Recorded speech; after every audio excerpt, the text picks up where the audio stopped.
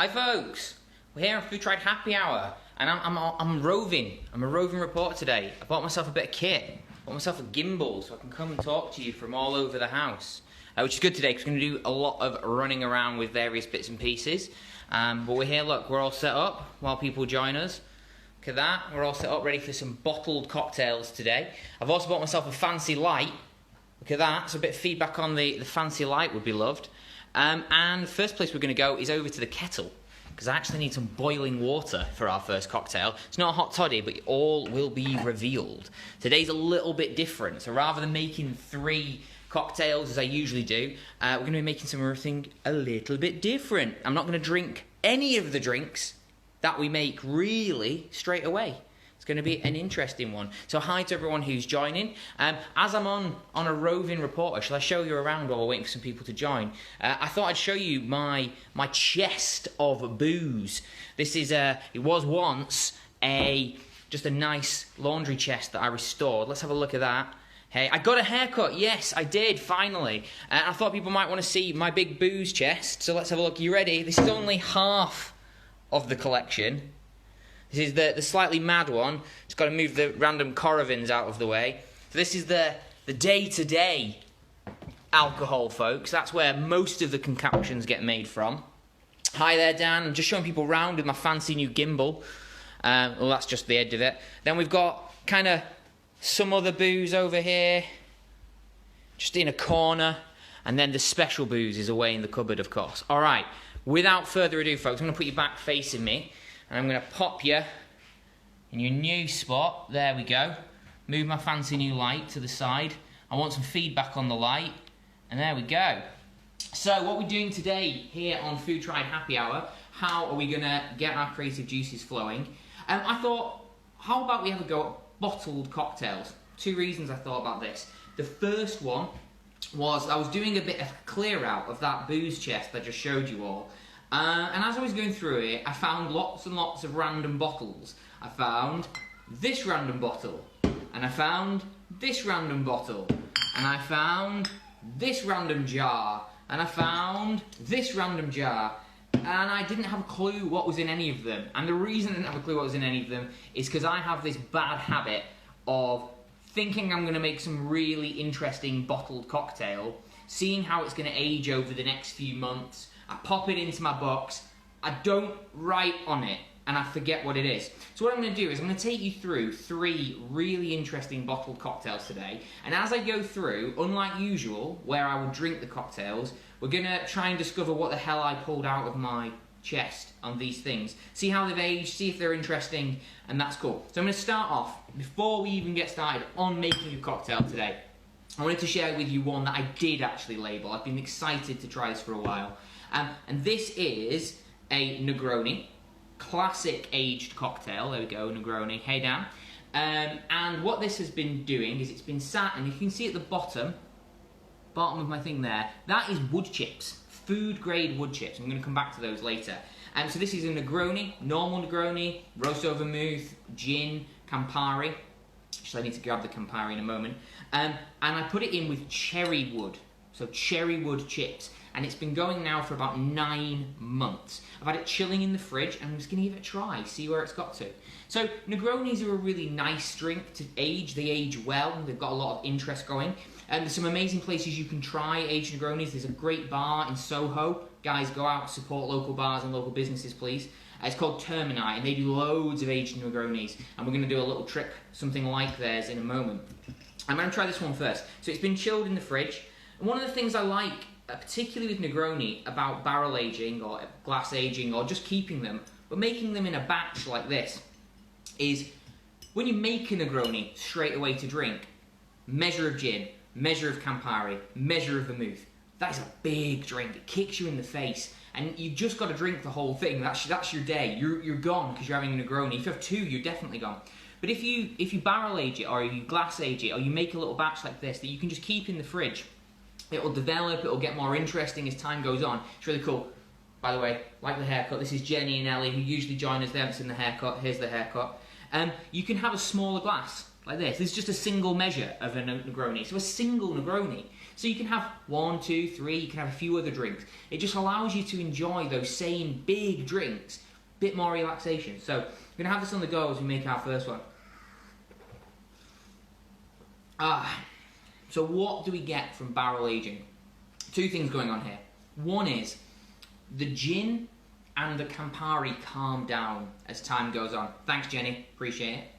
Got to get the sideways, the undercut. So the gin and the Campari calm down. So the real kick of alcohol from the gin and that real intense bitterness from the Campari relax a bit, become softer, become easier to drink.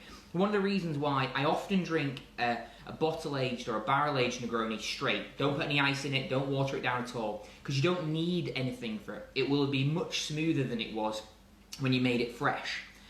The other thing I've got in here is that cherry wood. So what I'm getting is woody notes, creamy notes, but spicy notes too, because cherry wood is a spicy wood.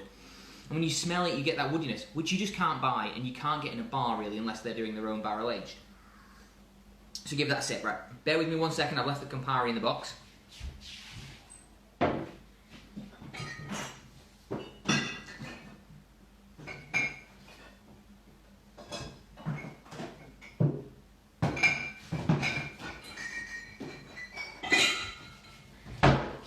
Ta-da, Campari on demand. So, we're going to start by making a really standard Negroni. I'm not going to put it in a shaker or a mixer, I'm going to put it in this, which is the thing I use to steam my milk when I make my coffee. I'm going to use that because it's got a little spout on it. It's going to make it much easier to pour in a moment. So, we're going to make a 2-measure Negroni because we're going to have quite a lot of it, because we're going to drink it over several months. It's going to age. So, would have been helpful if I brought a measure with me.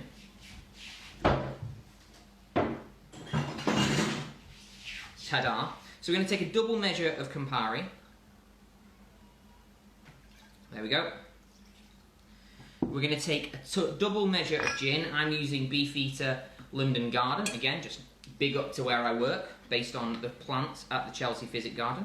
It's also a really nice Negroni gin because it's very fresh and it's very light. It doesn't overpower too much. It goes really well with the Campari. And then a double measure of Cinzano Rosso Vermouth. There you go, there's your standard Negroni. 1 to 1 to 1. And that bit of ice, slice, would be absolutely delicious. But we're not going to drink this. Or at least we're not going to drink it straight away. So, I told you about Termini, this great bar. So, Termini is a bar in Soho. And what they're famous for is their Negronis. And they do a number of different varieties. The one I really like has peppercorns and rose petals in it, and that's what we're going to play with today.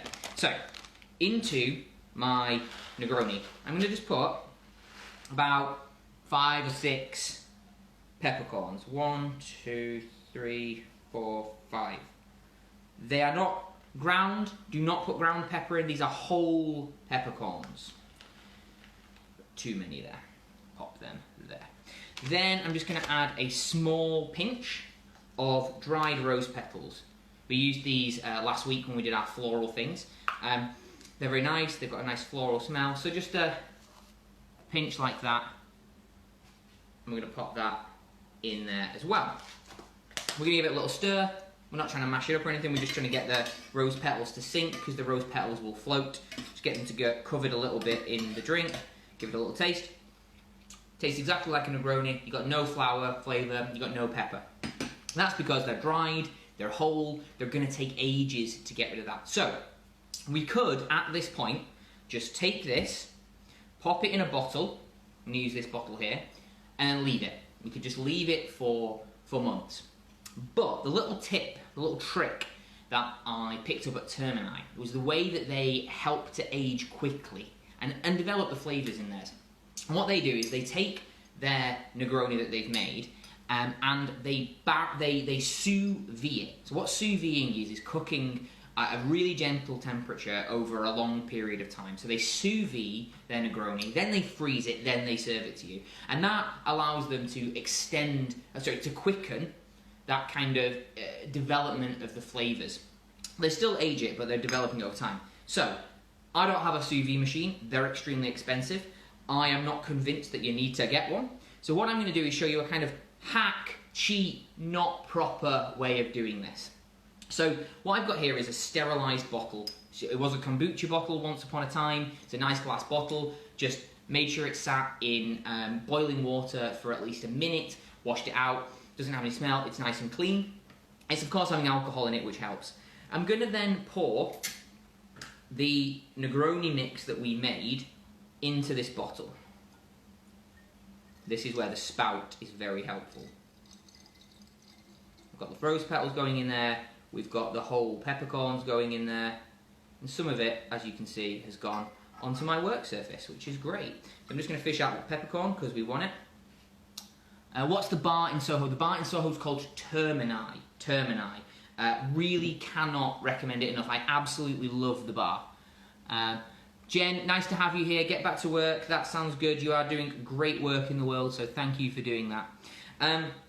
So we have now got our Negroni in our bottle. Now we could just pop this on, leave it. It will develop. The rose will come out. The pepper will come out. It'll be really interesting. But I am an impatient man, so I don't want to wait. So I'm going to try and sous vide. So what I've got here is a kettle which has been off the boil for about 7 minutes. So what I'm going to do is into a heat-proof bowl, got my Negroni there, and I'm just going to fill up most of the way, up until about where the Negroni comes in the bottle, because otherwise it will start to float, into my bowl, like so, and then I'm going to carefully place that away from me. I'm going to come back to that at the end of the session and see how that flavour's developed. Because what we're doing there is not proper sous videing by any stretch of the imagination. It's not going to go on for hours, but you can leave that for 2 hours until the temperature of the boiling waters come down, and it will have cooked the Negroni. You're not going to lose any of the alcohol because you've got a lid on. If you had the lid off, it would start to evaporate alcohol. So that's going to sit there. Right. Got my lovely cherry wood aged Negroni, which is doing really well. Fantastic drink. I'm just going to wash out my lovely receptacle here because I'm not using a shaker today. There we go, and just rinse out my measure. So, the principles of barrel aging. What can you barrel age? I keep saying barrel age, folks. What I mean is just age. Barrel aging requires you to put it in wood, and just aging doesn't. So bottle aging, barrel aging, depends on what you're putting it in. You can put stuff in plastic. I would not recommend it. The alcohol will start to act on the plastic, and you will start to get a taste and a taint of plastic into your drink. So, some basic rules for what we're looking for. Which drinks? Would we put a mojito to barrel age? I mean, if you want to try it, try it. But I wouldn't. And the reason I wouldn't is it's a relatively low alcohol cocktail. You're adding a lot of water to make it taste as it tastes. You're adding lime juice. You're adding sugar. And that means that while the rum's there, it's diluted down quite significantly. Now, that gives you risks of things like bacteria. Whereas a higher strength cocktail, your Manhattans, which we're going to look at in a moment, your martinis, your Negronis, they have got enough alcohol in them to just stave off any sort of bacteria that might get in there. They also don't have any sugars or particularly organic materials in there that aren't shelf stable. So something like fresh lime juice will break down quite quickly over time, and it won't taste the same. So you want to avoid anything that's quite fresh. You want to avoid anything with fresh herbs in it. You want to avoid anything where particularly water is involved. So if to make the drink, you have to shake it, you have to stir it, you have to dilute it, it's probably not the right thing to try and age. The other thing is what you're going to age it in. So jam jars, really great. Bottles, kombucha bottles, posh ones like that. Other booze bottles, I've got one here which we're going to have a look at in a moment. So this is an old 20 centilitre Talisker bottle with some unknown thing that I've been aging, I think for 2 years in there, which we're going to look at in a moment, but not in plastic. Metal is okay, so a hip flask is okay. If you've got a hip flask, you could pop it in there. The thing about metal, make sure it's a good quality one, make sure it's not some cheapo one that's aluminium that you might get a little bit of flavour from. But you're probably not going to get anything that interesting from either glass or from metal. It's only really if you're putting it in wood in a barrel you're going to get something interesting. And there's a cheating way of doing that. So, chin chin. Fantastic Negroni. Barrel aged. We've got our sous vide Negroni going on. So, get ready there. Hi to those joining. Hello, waving. Hello to Pescatarian London. Nice to see you. So, I said today I'm not doing my usual thing of actually making cocktails that I'm going to try. So instead, we're exploring what random stuff did I pull out of my cupboard that I've never labelled. So this one is in an old Talisker. I'm pretty sure that I made this about 2 years ago for New Year's. I have a sneaking suspicion that it's some sort of Negroni, but I'm not sure. So we're going to have a little taste. And this is the joy. You can just have these random bottles. Investing in a Sharpie would probably be something I should do, but I haven't. So let's give it a taste. Ooh. No, it's not a Negroni. It's got gin in it. Ooh. That's excellent and smooth. Now, folks, having tasted it, I do remember what it was. This was a Blanco Negroni. So rather than using Campari and the Rosso vermouth, this was gin, a Czech digestive called Berchovka, and white vermouth, so dry vermouth. So it's actually a very dry drink, very refreshing drink. And I remember when I made it, it was too strong. Hit me in the back of the throat. It was way too dry. Wasn't pleasant, but I thought, you know what, let's see if it chills out. And that has, after 2 years, chilling in the bottle, that has really smoothed out. That is a lovely little aperitif. And that's the thing, when you start aging these cocktails, you can find that the flavours will change dramatically over a period. And if you just make a batch up at any one time and have them sat there, you can take a half measure, a measure, chill it in the fridge, and just keep coming back to it and keep coming back to it and seeing how it changes in the bottle. Right, 2 drinks down. Time for your second barrel aged. So, one of my favourite drinks of all time is the Manhatten. I just think it's super classy. I just love it. And it's a really good drink to make into something that you're going to age. We're going to age this one in a jam jar. There's a reason we're going to use a jam jar. And the reason we're going to use the jam jar is that we're going to put this in it. So these are for a smoking gun. And one day we'll do a session all about smoking. You can buy them on the internet. They're really cheap. I think they're about $1.99 each. And all they are, you come closer to the camera, is mashed up bits of wood. They're really dry, they're wood chips. And the nice thing about them is they're food grade. So you know, it's not just wood that I found outside and shoved in. You shouldn't do that. That sort of stuff, if you get chopped down a cherry tree, there's bacteria, there's molds, there's fungus. You don't want that. You need to get food grade wood chips to do this. So what I'm going to do is I've got my cherry wood here. I'm going to give it a smell. Now the reason I'm going to go with cherry wood is thematic. Because classically, when you make a Manhattan, you're going to put maraschino cherry liqueur, or liquor, into it, and you're going to garnish it with cherries. I'm not going to put cherries in this, and I'm not going to put the liqueur in it. It's 2 reasons. The sugar won't help us preserve it over time, and the cherries certainly wouldn't be good over a long time. But I want to bring in some more elements of cherry. So what I'm doing is I'm going to take a heaped teaspoon of this food grade cherry wood, and I'm going to pop it into the bottom of my jam jar. So now, bottom of my jam jar is, for all intents and purposes, doing what a barrel does. So let's talk a little bit about barrels, because, you know, they're interesting. So when we put something in a barrel, it's not just a convenient place to hold it. So wine, whiskey, brandy, Negroni, anything you put in a barrel, you're going to impart wood flavour to it. Now, typically, almost all barrels in the world are going to be made of oak. And I have oak chips. Oak chips are great. And they impart vanilla and spice and smoothness, as you would accept from oak. I have some oak chips here. We're going to use them later. And that is a really classic flavour. You don't really make barrels out of cherry wood. So, you could get a cherry tree, make a barrel out of it, and then try and age your cocktails in it. That feels like a lot of effort to me. Whereas these smoking chips, you can pop them in. So instead of having the wood on the outside and the alcohol in the inside, we're going to have the barrel floating around in the alcohol. And it'll do exactly the same thing. It's going to impart flavours. But by being mashed up like this, it's going to do it a lot quicker. So we're not going to have to wait 10 years. We're going to wait it much quicker. It won't be as subtle, but it's going to be there. So, cherry wood in the bottom of this. And then we are going to need some bourbon. So I'm using a Bullet Bourbon Frontier. I really like this bourbon. It's not the smoothest bourbon, actually. It's got a bit of character to it. That's one of the things I like about it. And I think that's why I've chosen it for this, because I'm aging it. So I could have used a Woodford Reserve, much smoother bourbon, much sweeter bourbon.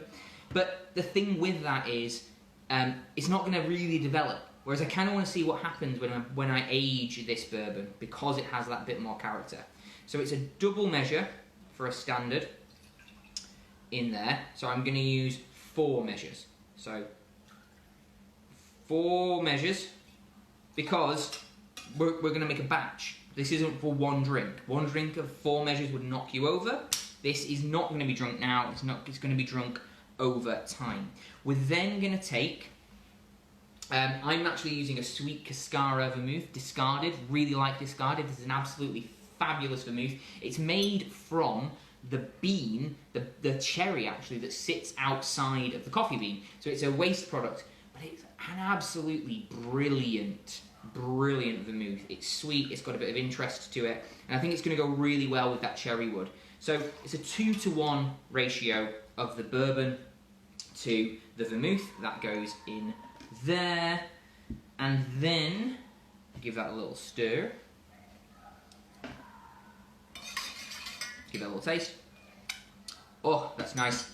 Ordinarily, with a bourbon, with a Manhattan, we'd be putting some ice in here and chilling out. Not doing any of that. I am going to put Angostura bitters in here, and I'm going to put 4 dashes, because that's how I like it. There we go, quite big dashes. Angostura bitters, that spicy, really interest-adding bitter. And again, give it a stir, because we're not going to shake these or anything like that. Give it another little taste, make sure it's there to taste. We're not going to add the lemon peel, the garnish, or anything like that. We've got our cherry wood. And then we're going to pop that Manhattan, delicious, into our wonderful jam jar. That's actually a honey jar. And there we go. See all of our wood, and that's going to sit there. Now, folks, this is the sad part. I'm really sorry to say. This is having 6 months. I'm going to give this 6 months with the cherry wood. So in 6 months' time, I invite you, please come on a journey with me. In 6 months' time, come and enjoy this cherry wood aged Manhattan. We're going to get there. Putting it to the side. That's going to be hard. But I'll keep you updated. Check out my Instagram, Tom Gilliford. I'll maybe take some tastes. We'll do a little bit of experimenting, see how it's getting on over that period of time. See how it's going well. Right. Just going to rinse out my equipment again. So, for those who've just joined us, we're doing something a bit different today on our Food Tried Happy Hour. We're looking at aged cocktails. So not your standard drink right now, we're being moderate. We're going to delay our gratification. And we're trying some cocktails that need a bit of time. So, we started out trying out my 9-month matured cherry wood Negroni, which had been chilling in the fridge and was delicious. We've then made, and it's sitting here, let's see, we can show you its progress. It's just down here. Sitting down there is our sous vide Negroni, which we are very excited about. So we're going to try that at the end of our session today. And we have then made our cherry wood aged Manhattan. So Manhattan classically has cherries in it. And we've done that. I've tipped my thing a bit down there. So I'm getting used to my new equipment.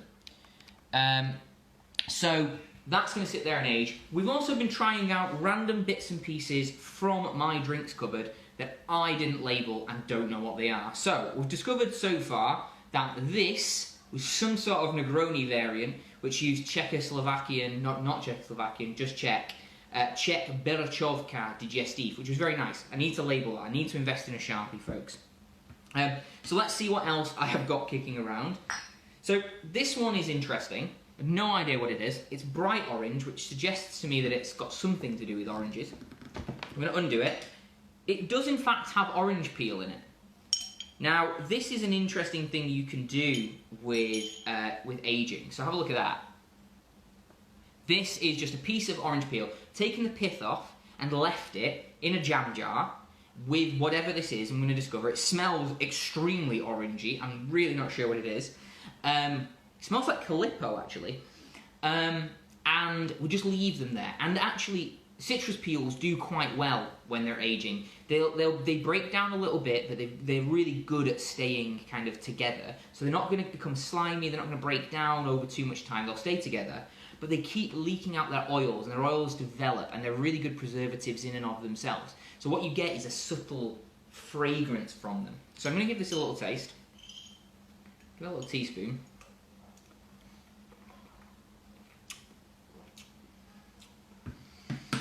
I have no idea what that is, but it tastes exactly like melted Calippo lollies, which I can only assume was my intention. The orange is really delicious in it. It's really subtle. It's not kind of that burning citrus that can sometimes sit at the back of the mouth. I think it's probably got some orange liqueur in it. It's maybe got some gin in it, but I just don't know, folks. But what it is delicious. So I'm going to pour myself just a little glass of it. We're going to try that, just up to there. And you've got to have these little tasting glasses in life to just try them. So I'm just going to call that one Random Orange Aperitif. This, folks, is why you need a Sharpie in your life. If I had a Sharpie, I'd know what this was. I'd know when I made it. But it's fun, you know? Just reach into your cupboard, have no idea what you've pulled out, have no idea what the alcohol by volume is, and have a go. Who knows what this is? Very fragrant now. That would be really nice chilled, I think, with a little bit of ice. I'm drinking all these room temperature because I have no idea what they are. Oh, a little bit of spiciness to it, which is coming from that orange peel. Ooh, interesting. It's actually really spicy when I've had a proper mouthful of it, clearing my sinuses. So I've also got this. No idea what this is. I'm going to give this a try before we make our next drink. Another jam jar. Ooh, whew. That's strong. I think I know what this is.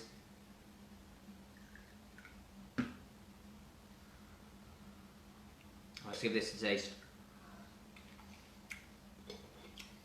Oh, so that, folks, without a shadow of a doubt, is our Negroni that we made a few episodes ago, which I forgot about. So our Negroni, which I made in a batch.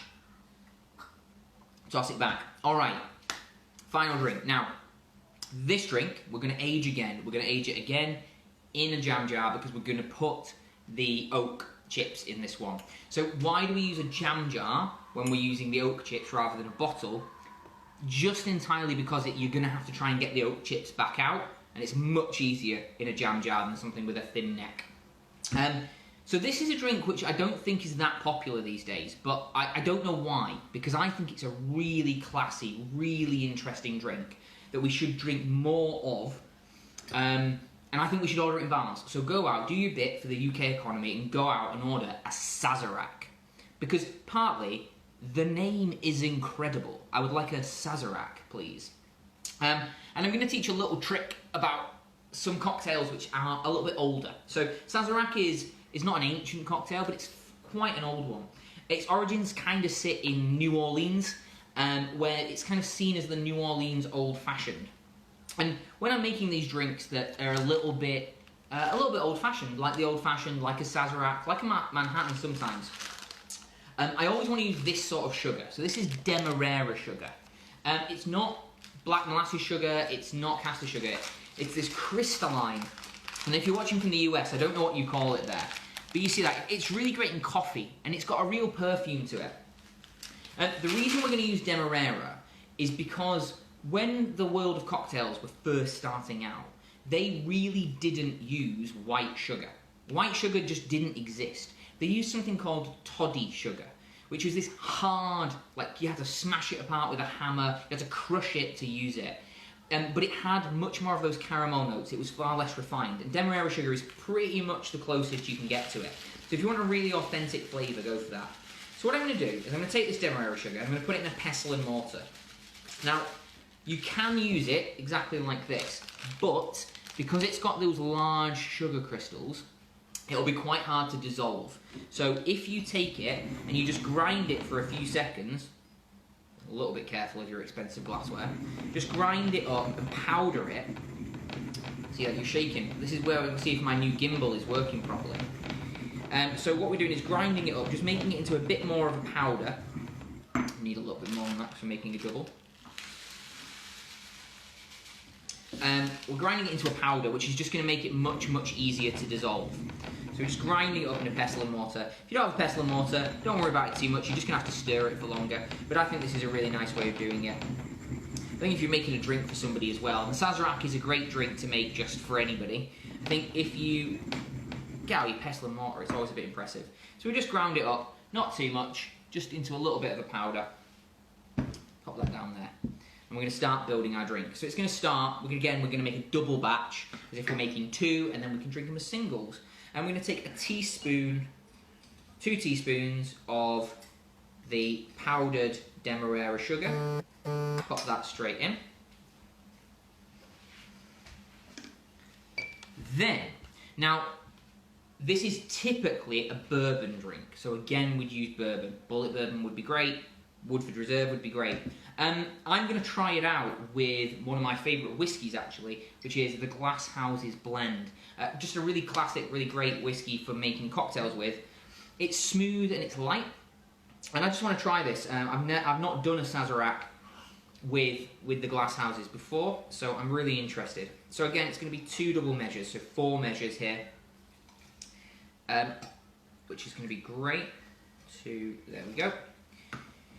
Now, traditionally, you'd put 2 dashes of what's called Penchard bitters and 1 dash of Angostura bitters.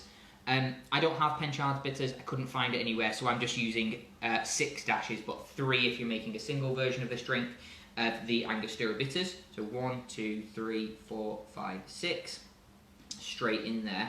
So now we've got our, so far, this is just an old-fashioned, right? It is sugar, it is bourbon, and it is bitters. Well, it's actually scotch in this occasion. So we're just going to give it a stir, and we're going to dissolve that Demerara sugar. This is the bit that becomes a lot easier if you've powdered it. You're going to have to stir it for a lot less time. So what is going to make this into a Sazerac rather than just an old-fashioned? Well, it is one of my favourite ingredients of all time. Hi Jess Snowball. I'm assuming that's Jess Snowball from work. If it is, say hi, Jess. If not, it's another Jess Snowball, which is also awesome. So what is going to make this, take it from being just an old-fashioned to a Sazerac, it is one of my absolute favourite ingredients. And this is one of the things that I think that people malign this drink, because they drink it and they do a shot, or somebody dares them to drink it. So just get that little taste. So far, really delicious old-fashioned. And that is absinthe. Now, absinthe is not to be trifled with, folks. It is a serious, serious drink. Hi there. Hi to everyone joining. It's the London Wineaholic. She's amazing. Follow her on Instagram. Great reviews. So, absinthe. Tiny little bottle here. Why is it such a tiny bottle, 20 centilitres? It is 68% by volume. Do not drink a glass of this. It will not be pleasant. It will be deeply horrible. You will be able to taste aniseed for the next 10 years of your life. That's not how you're supposed to drink absinthe. Absinthe could be drunk. You put a tiny drop. You've never had absinthe? Sarah, you've never had absinthe? We're going to have to correct that. It's a fabulous drink. So, 2 ways to drink it. There's kind of classic pastis, south of France, sat in the sun. Get yourself an espresso coffee. Really strong black coffee. Get yourself a really small amount, tiny, half measure at most, of really good absinthe. Has to be really good absinthe. If it's cheap, it's bad absinthe, and you don't want bad absinthe. Then, put loads of ice in your glass. Then, fill your glass up. Got to be a tumbler-sized glass. with water. You take a sip. You take a sip of your coffee. You then take another bit of water, top your glass back up. And as you keep drinking, you keep adding more and more and more water. And the magic thing about absinthe is, if you like that kind of aniseed flavour, which I absolutely do, that absinthe will seem to last hours because just having it anywhere in the glass is going to continue to flavour it. So you have like one absinthe and you can drink it for several hours, a couple of coffees, until there's just water in your glass. And at that point, you know you've had your absinthe. So that's the first way of drinking it.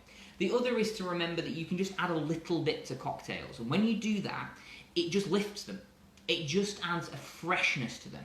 And so what we're going to do here, tiny, tiny, tiny dash. So we've popped our thumb over. Watch, literally, splash, done. Now I could lick my fingers. Oh, that's good absinthe.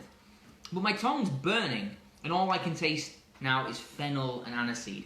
It's a flavour I happen to like. I grew up sucking on those weird red aniseed balls, and because my parents thought those were sweets, I think they were secretly medicine. We've put a really small amount of our absinthe into our Sazerac, and now it's not an old-fashioned, now it's a Sazerac. And when we give it a taste, it's a completely different beast. Because that fennel, because of that freshness, because of that 68% of alcohol you've added, completely changes the flavour of the old-fashioned. It is not the same drink from maybe 3 drops of absinthe. But we're now going to... I could drink that so happily now, but we're not going to. We're not going to. It is quite still a rough drink. That's my view. If you're not going to dilute it down, because what you'd now do is add ice. I'm just having a Corona. Sarah, you stopped my heart then. I thought you were saying I've just had Corona and I'm watching you making fab drinks. You've got to be careful. Right, Corona is fine. Drink the beer. It's delicious. Don't scare me like that when I can't read my screen properly. So it's quite a rough drink. It's got a lot of alcohol in it. It's really high alcohol, like the Negroni, like these other ththings. So what you want to do is take some ice. If you're just making a standard Sazerac, stir it with ice like you would a martini, strain it, serve it straight up. Be absolutely delicious. Because you need something to bring that alcohol level down and just bring the roughness down. So we're going to attempt to do the same thing, but with time. So I also want to, knowing that we didn't use bourbon, I am going to introduce this, which is one of my favourite things. This smells so good. So, more barrel facts, because I know you're really here not to watch me drink alcohol, not to watch and learn how to make cocktails, but to learn facts about barrels. The reason why bourbon barrels are so ubiquitous, why you see so many scotches put in bourbon barrels, why you see so many experiments done with bourbon barrels, is because American law says that you can only use a barrel once. That's not true of barrels in other areas of the world and other types of drinks. So when you put Chardonnay into an oak barrel, you can use that barrel for 100 years if you want, completely up to you. If you put Scotch whiskey in a barrel, you can use that barrel for 100 years if you want. It'll be up to you, it'll change the flavour, it'll develop over time. Bourbon, fresh, new oak, every time, cannot have been used before, and it's not bourbon if it's in a barrel that has been used before.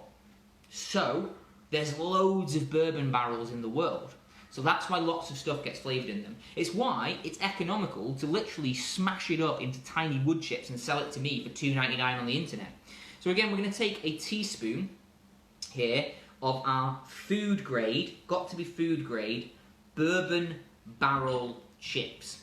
They're going into the bottom of our jam jar. So what we're doing is that barrel aging, but in bourbon barrels. So we're going to add that bourbon flavour back in that we haven't got because we've got the Scotch whiskey.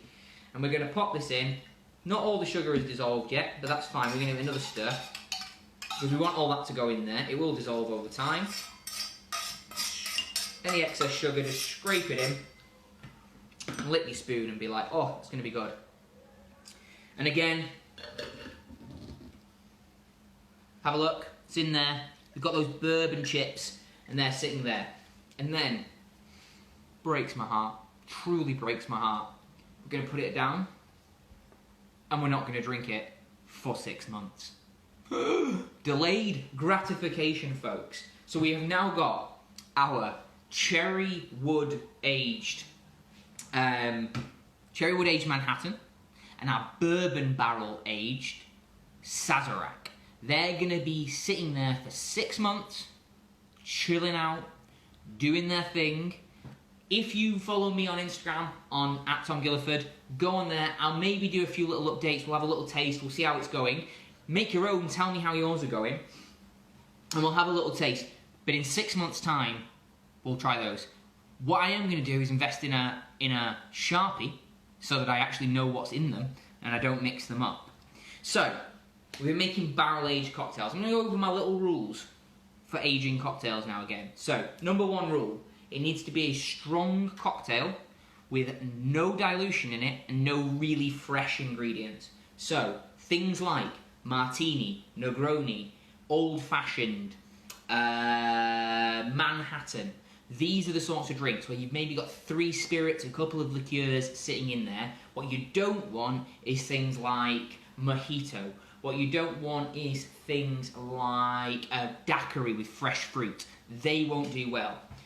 The things you should store it in, you can do it in actual barrels if you have barrels available to you. Well done. You can do it in a barrel.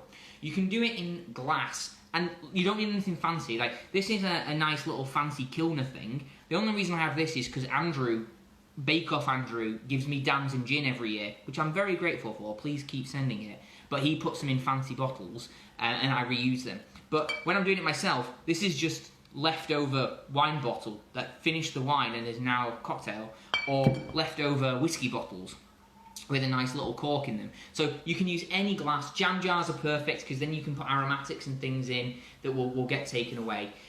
You can use something like a hip flask, you can use aluminium, you can use pewter. Any of those metals will work. I don't think they work as well as glass, but that may be a matter of discussion. And what you don't want to use is plastic. Do not put them in a plastic bottle, particularly a plastic drinks bottle. It's not going to be pleasant. It's going to take on and it's going to break down the plastics and actually put BPAs and bad chemicals into the thing that you're drinking. You don't want that. So, I've got one more mystery drink that I'm going to have a little taste of before we get to our sous vide Negroni that we made at the start of this session, and we're going to see how that's gone. Now, that is obviously now currently quite warm, so I'm going to get some ice for that in a moment. So, this I think we made together on Happy Hour, and looking at it, I think I know what it is.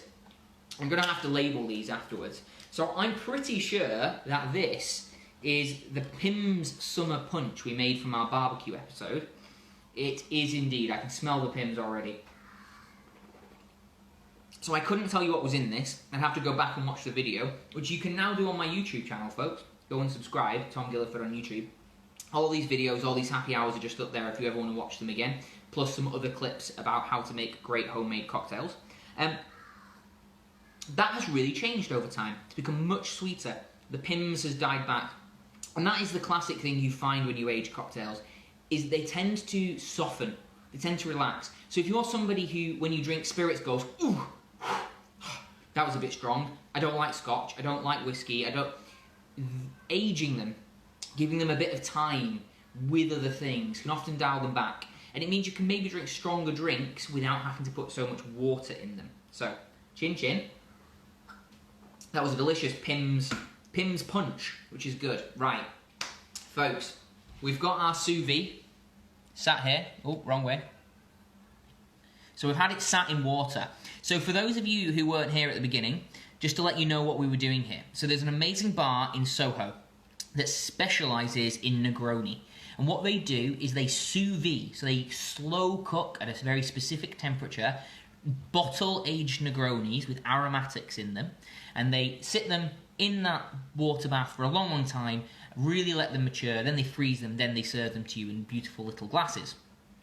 We don't have a sous vide machine here at Food Tribe Happy Hour. What we do have is a kettle. So what we did is take a kettle, we filled it with boiling water, and then we just popped our bottle of Negroni that we made, and we popped it into that, and we've had it going there for about half an hour now. Now, ordinarily, I'd leave this until the actual water around was just completely cold, But I'm going to take it out for your viewing happiness.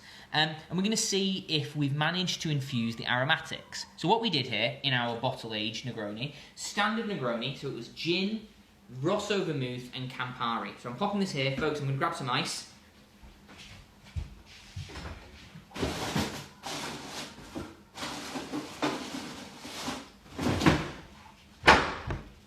Got our ice. So we took our Negroni, standard gin, Rosso vermouth and Campari, and we added some peppercorns, some black peppercorns and some rose petals, which I know are really exciting flavours to have in Negroni because I nicked the recipe from Termini. And we popped them in there, and ordinarily we could leave that for 6 months, like we're doing with our wood-aged cocktails. We'd leave them for 6 months and see if they'd managed to pull out the flavours of those. But I'm impatient, so I wanted to rapidly bottle age. Now, I can still leave this, and I will. I'm not going to drink this now. It's going to go in my fridge. It's going to sit there probably for 6 months. I'm going to gradually drink it, and we're going to see where we get to. But have I managed to do that process of aging over time really quickly? And I've got a really special thing to show you at the end of this to see. So, the smell is good. I can see inside that the rose petals have hydrated. And we're going to just pour it through a sieve just to catch anything that might come out. I've poured it onto ice. It is actually really hot, not surprisingly, because it's been sat in hot water. Let's give that a little stir. It's a Negroni after all. Chill it down. And give it a little taste.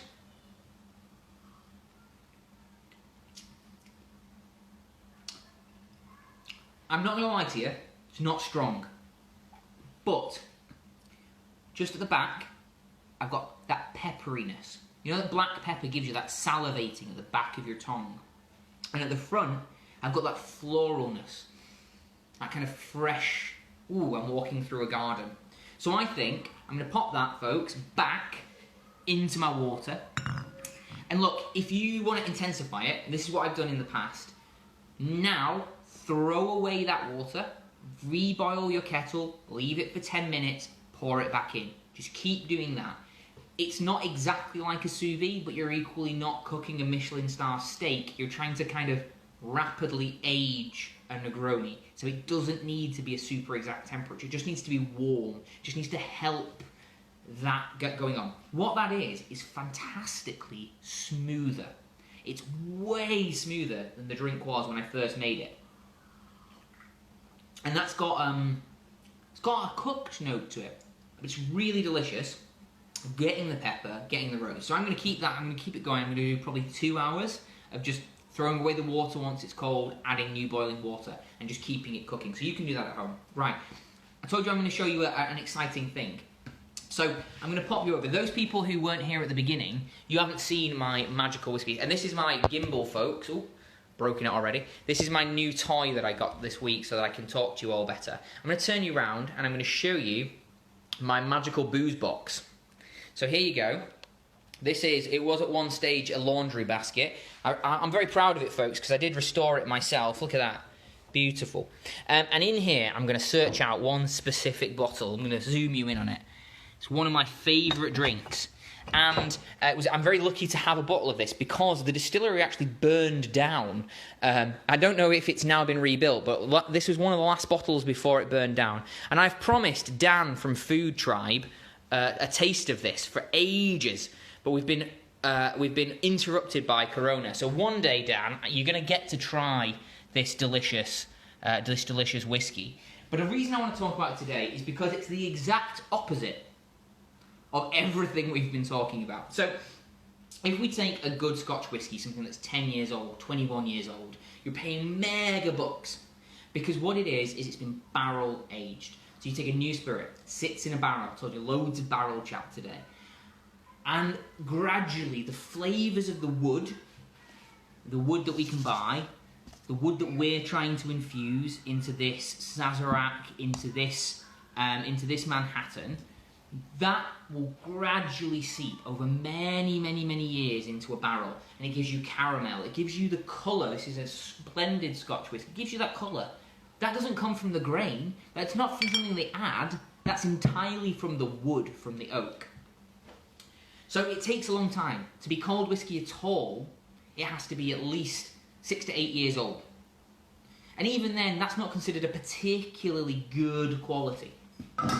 So when I tell you that this whiskey, which is one of my favourite whiskies of all time, is a mere 5 days old. Look at that. 5 days old. It has had no colouring added. It has had nothing added to it other than wood. So how have they done this? I'm going to get a little taste of it myself. Just finished my black pepper and rose petal Negroni. It's been sous videing there. And I've got this, the Glencairn glass, proper whiskey tasting glass. And so this is not actually called whiskey. Dan's back on because I'm talking about whiskey. So this is not actually called whiskey. This is called spirits distilled from heavily peated malt. Because they're not legally allowed to call it whiskey because it hasn't aged for enough time. It is 54% alcohol, strong. I'm going to pour myself a little thing. Now, as many of you know, I'm a big Scotch whiskey fan. And I would not tell you this was good if it wasn't. It's not from Scotland, it's actually from America. And it smells incredible. It smells of dates, it smells of caramel, it smells of dark chocolate and coffee.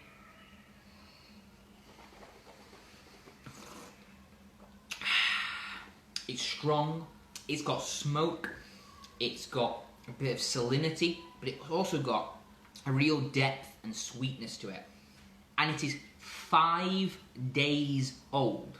Now, these guys at this amazing distillery, Lost Spirits Distillery, worked out a way, instead of putting whiskey into a barrel and leaving it for 10 years, they took the barrel, put it into the whiskey, and then through some magical technology where they bombard it with ultraviolet radiation, have managed to accelerate the aging process. And just like us with our cherry wood Manhatten, where we don't make barrels out of cherry wood, so you can't barrel age in cherry wood, these guys have been experimenting with really interesting barrels. So this one is made from American oak, great, but also late harvest dessert wine Riesling, which is made in small barrels, and you could never put a whiskey into a late harvest Riesling barrel. It's just not possible. But you can mash it up and put it in. Andrew's here. We're talking science. I'm going to say hello to Andrew. Can mash up those staves, put them in, bombard them with ultraviolet radiation, and cause the period, the science of the degradation of the wood to extend. Andrew, we're talking science. I'm giving people the most boring barrel chat. They came here for cocktails, and all I've done is talk about the chemistry of wood. Well, you enjoy an oak-flavoured bitters, don't you? I do enjoy an oak-flavoured bitters. I've got an oak-flavoured... Entertain the people for a moment. There we go. Andrew was right. Running so late, Tom. I got completely sidetracked by work today. But what have you made so far? So we've been doing bottle-aged and aged cocktails. So rather than things we've been drinking straight away, but of course I have been drinking because you know me. What we did, we started out with, and Andrew actually was with me the first time I went to Termini. It was us and who was it? When did we go? It was. Was there as well, maybe? We had Negronis. Yeah, who was with us? See, when you're with me, Andrew, I just forget. So what we did is we're hacking Termini's amazing aged Negroni. So what we have is the rose petal and black pepper Negroni recipe. We popped it into a bottle, and then I've got it sitting in some boiled water, which we're refreshing, which is our kind of cheap sous vide. We do not have a sous vide machine. We don't have lots of money. So what we're doing is we're just boiling a kettle, pouring it in, letting it go cold, throwing it out, boiling another kettle, popping it in. And we're just going to leave that going for a few hours. And that's our kind of lo-fi sous vide Negroni, which we're then going to let age for a few weeks before we drink it. It's pretty fun. So is that to sterilize it, Tom? Or what does that actually do? So the sous videing the heat is going to accelerate the process of aging. So in the same way, we're just talking about the Abomination whiskey, which has managed to create 10-year-old whiskey in 5 days through bombarding it with ultraviolet radiation. When you put the gentle heat of a sous vide into a bottle-aged cocktail, the infrared radiation, the infrared heat, is doing a similar thing. So it's breaking down some of the complex chemicals which are inside both the Negroni, both in the spirits, and in the peppercorns and the rose petals that we put in there. It's just, it's almost metabolizing them. It's helping them to just release new and different flavors. Nifty. Yeah. So that's our little trick for that, which helps us to have an aged Negroni but quicker. And then we've had to exercise great patience. I got to try something I've been doing for a while, and it's actually in a Kilner jar that you gave me. It's once had dams and gin in it. This is what the dams and gin came in originally? It was, but this now has a Negroni which has been 9 months aging on cherry wood chips, which is fab. And we've gone that principle. We've made a cherry wood Manhatten, which is sat there. That's going to take 6 months to mature. And we've made honey as well. It's not got any honey in it. No, and then we've got a bourbon barrel Sazerac, which is also going to mature for 6 months. And both of those drinks they need 6 months. The wood is going to seep in. And what we were just doing is playing around here, just telling people about the wonderful, amazing Abomination whiskey, which is using ultraviolet radiation to accelerate that process, taking wood chips, placing them into a new make spirit, bombarding them with radiation, breaking them down, and making them into something that actually tastes like it's 10 years old. Well, in the industry, because I imagine some people, even though it's the same results, it's a bit like artificially made diamonds, right? So you might get the same result, but there's this kind of, I guess, tale and story that goes around it. But you're a big fan? I'm a big fan, and look, I think the tale and story is interesting because the science is interesting. Now, does it taste exactly the same as a Talisker? No. Does it taste the same as a 30-year-old Macallan? Definitely not. Does it taste of something really interesting that tells a really interesting story about the science and the real understanding of wood and the effect that wood can have on drinks? Absolutely it does. And that to me is the story. Just because it's not the same story that's been told before doesn't mean it's not an interesting story. And you just reminded me, I've had just vodka and oak chips for a year, just maturing here. And that tastes of caramel. So that's my Oakwood bitters, caramel and bitters, very, very bitter. But that's just vodka. You see that, folks? Vodka and oak chips. And it's the same color as a whiskey. And that's because we've got all that flavor coming out. You can't hear Andrew that well, which is really terrible. But Andrew, I'm sorry, I'm going to have to go because I've reached the end of my hour. It's always nice to have you. We'll have you back on Food Tribe Happy Hour another time. Folks, join us back in 6 months when we're going to try these cocktails and see where they're at. But follow my progress on @TomGilliford on Instagram and you can see how things are going. Thanks for joining me today and have a go at making your own bottled cocktails. Bye.